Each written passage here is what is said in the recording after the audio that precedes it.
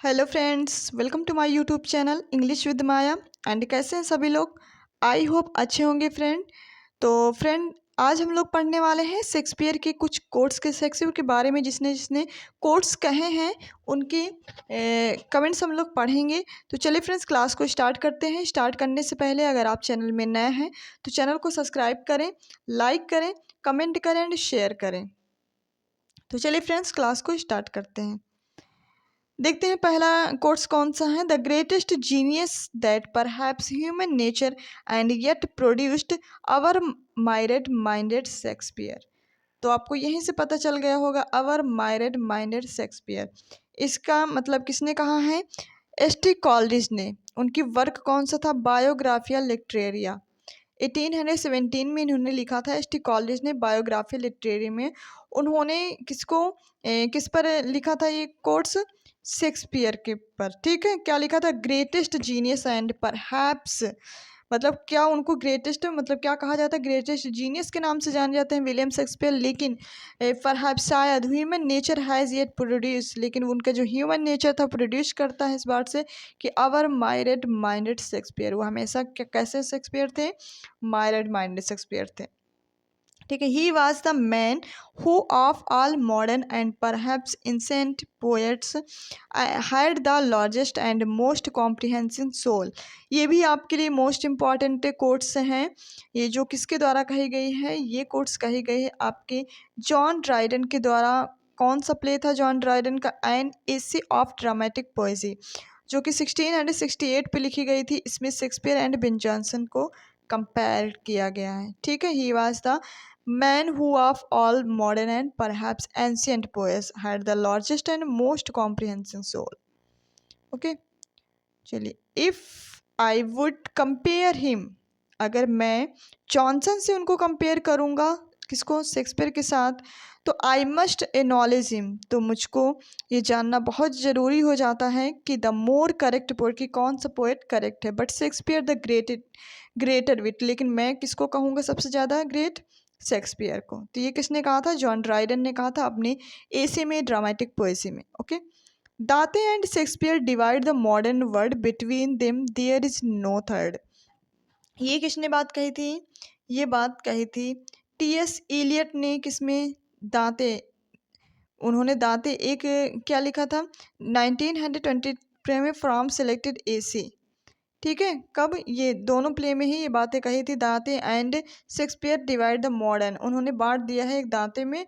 दाते को कब? 1929 में। सिलेक्टेड एसे को 1917 से 32 तक।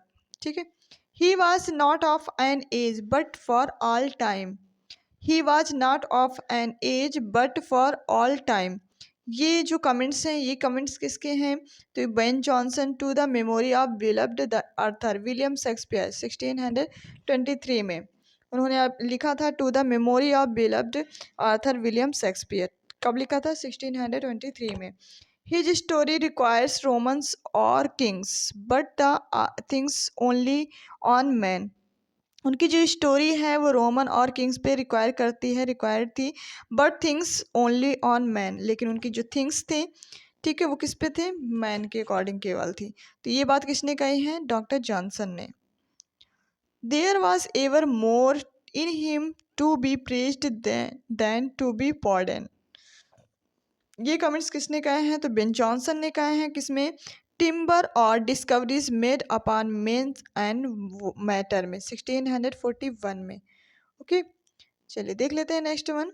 Shakespeare has united the powers of exciting laughter and sorrow not in one mind but in one composition. Almost all his play are divided between serious and ludicrous characters and they sometimes produce sorrow and sometimes laughter. तो ये comments किसने कहे हैं Shakespeare के बारे में? तो ये कमेंट कहे हैं सैमुअल जॉनसन ने। द अपने प्ले कौन से? The play of William Shakespeare में। किसमें? The plays of William Shakespeare ने। कब? वॉल्यूम 1765 में, प्रीफेस में। ओके, चलिए देखते हैं नेक्स्ट कमेंट को। For there is an upstart crow beautify with our feathers that with his tiger's heart wrapped in a player high suppose he is as well able to bombast out a blank verse as the poet of you, and being an absolute Johannes factotum is in his own conceit only succeed in his courtesy। ये comments किसने कहे हैं? तो ये comments Shakespeare के लिए कहा है क्रिटिसाइज करते हुए रॉबर्ट ग्रीन ने ग्रोथ्स वर्थ ऑफ विट में 1500 जो 92 में रॉबर्ट ग्रीन ने ये लिखा है। ठीक है। I keep saying Shakespeare, I keep saying Shakespeare, Shakespeare you are as obscure as life is. ये कमेंट्स किसने कहा है? तो ये कमेंट्स कहा है मैथ्यू अर्नोल्ड ने। किसने कहा है? मैथ्यू अर्नोल्ड ने अपने कौन से वर्क में? Letter to Arthur Hughes club में। किसमें? Letter to Arthur Hughes club में। Okay. He has left nothing to say about nothing and anything. He has left nothing to say about nothing or anything. ये comments किसने कहा? John Keats ने कहा है अपने कौन से लेटर में? जॉन हैमिल्टन रेनॉल्ड में। ओके, चलिए देख लेते हैं नेक्स्ट वन। चलिए देखते हैं next one. Hamlet's experience simply could not have happened to a plumber. Hamlet, तो ये कमेंट किसने कहे हैं फ्रेंड? तो ये कमेंट कहे हैं आपके जॉर्ज बर्नार्ड शॉ ने। Hamlet experience simply could not have happened to a plumber. Sweet swan of heaven किसे कहा जाता है? तो ये किसने कहा था? तो ये कहा था बेन जॉनसन ने। किसने कहा था? Sweet swan of Avon. अगर पूछा जाए तो कि किसे कहा जाता तो आप बताएंगे शेक्सपियर को। अगर किसने कहा है तो आप बताएंगे Ben Jonson. When I read Shakespeare I am struck with wonder that such trivial people should muse and thunder in such lovely language. Okay, ये कमेंट्स किसने कहे? तो ये कमेंट कहे D.H. लॉरेंस ने अपने वर्क कौन से? When I read Shakespeare. किस पर बेस्ड है? उन्होंने बुक लिखा है व्हेन आई रीड शेक्सपियर पर बेस्ड। फ्रॉम किसे? पेंसेस। कब लिखा था? 1929 पे। Okay. Others abide our question, thou art free, we ask and ask, thou smallest and art still our topping knowledge। आपने ये कमेंट्स तो बहुत बार देखा होगा। ओके, बहुत इजी कमेंट्स हैं। तो ये कमेंट्स कहा है किसने? मैथ्यू अर्नोल्ड ने। किसके लिए? शेक्सपियर के लिए। ये दोनों टाइप से क्वेश्चन पूछा जाता है, किसने ये कमेंट्स कहा और किसके लिए कहा गया है। ठीक है, पूछा भी जा चुका है काफ़ी बार। The streams of time which is continually washing the dissoluble fabrics of other poets passes without injury by the advent of Shakespeare। ये कमेंट्स किसने कहा है? तो ये सैमुअल जॉनसन ने कहा है अपने कौन से वर्क में? Preface to works of Shakespeare, जिसमें इन्होंने प्रीफेस लिखा है शेक्सपियर के वर्क के अकॉर्डिंग। ओके, तो ये है इनकी बुक। ओके, चलिए देखते हैं नेक्स्ट वन क्वेश्चंस को।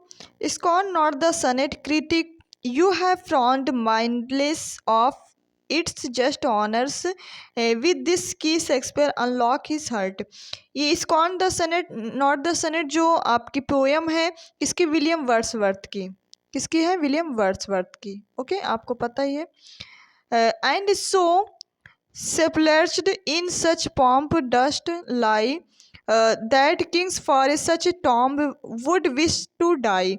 ये कमेंट्स किसने कहा? जॉन मिल्टन ने कहा है। किसके लिए? On Shakespeare. उन्होंने एक वर्क लिखा है ऑन शेक्सपियर नाम का, जिसमें उन्होंने ये कमेंट्स कहे हैं। ठीक है।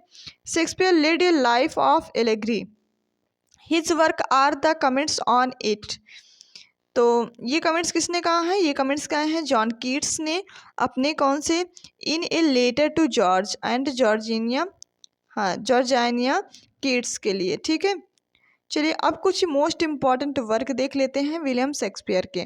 Play by order of composition, poems and publication dates.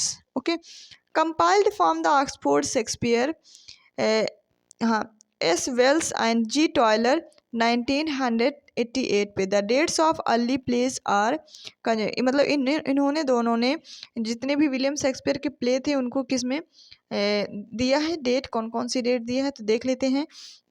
1590 से लेकर 91 में क्या लिखा गया है उनका? टू जेंटलमैन ऑफ वेरोना सबसे पहला वर्क है।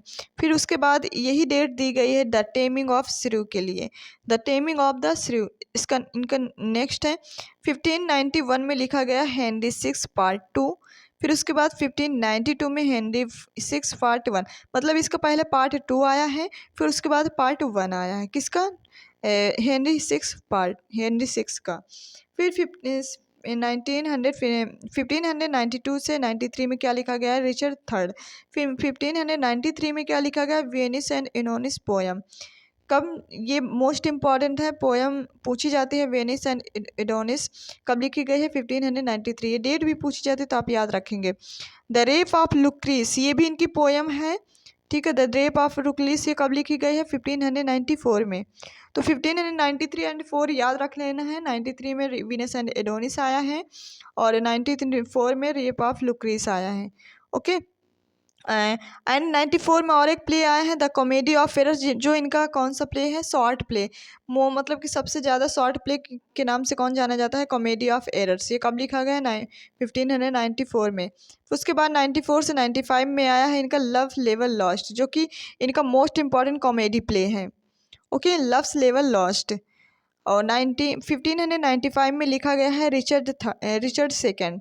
कौन सा लिखा गया है, रिचर्ड सेकंड, मतलब रिचर्ड थर्ड पहले लिखा गया है 92 से 93 में, और रिचर्ड सेकंड बाद में लिखा गया 1595 में, ओके। क्योंकि इन्होंने इनके 37 प्ले हैं तो 1595 में फिर से लिखा गया है मिडसमर नाइट्स ड्रीम। फिर किंग जॉन कब लिखा गया, 1596 में, okay. The merchant of Venice कब लिखा गया, 1596 से लेकर के 97 में। और हेनरी फोर्थ पार्ट वन कब लिखा गया है, 1596 के लेकर के 97 में। The Merry Wives of Windsor जो कब लिखा गया, 1597 से लेकर के 98 में। और हेनरी फोर्थ पार्ट टू कब लिखा गया है, 1597 से लेकर के 98 में, ओके। और मच एडो अबाउट नथिंग कब लिखा गया है, तो मच एडो अबाउट नथिंग इनका कब लिखा गया है, तो ये लिखा गया है 1598 में। और 1598 से 99 में लिखा गया है हेनरी फिफ्थ। तो ये जितने भी इनके वर्क हैं, इनकी डेट है आप ज़रूर याद रखेंगे, क्योंकि आज का जो पैटर्न है एग्जाम में क्वेश्चन पूछने का, तो वो ज़्यादातर इनके वर्क एंड डेट पूछता है, तो आप ज़रूर याद रखेंगे। जूलियस सीजर है, जूलियस सीजर कब लिखी गई, 1599 में। एज यू लाइक इट लिखी गई 1599 से 1600 में। हैमलेट प्ले, इनके तो ज़रूर जितने भी ग्रेट ट्रेजेडी हैं इनको आप ज़रूर नाम याद रखेंगे, उनकी डेट याद रखेंगे। Hamlet, king Lear, Macbeth and Othello, ठीक है। तो ये हैमलेट लिखे गए 1602 में, और ट्वेल्थ नाइट लिखा गया 1601 में। 1602 में और क्या लिखा गया, ट्रेलिस एंड क्रेसिडा। तो ये दोनों ही प्ले आप याद रखेंगे।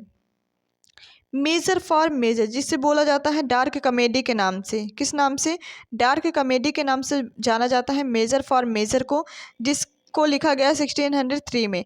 1603 से 4 में लिखा गया इनका कौन सा प्ले, ओथेलो नाम का, जो कि ग्रेट ट्रेजेडी है।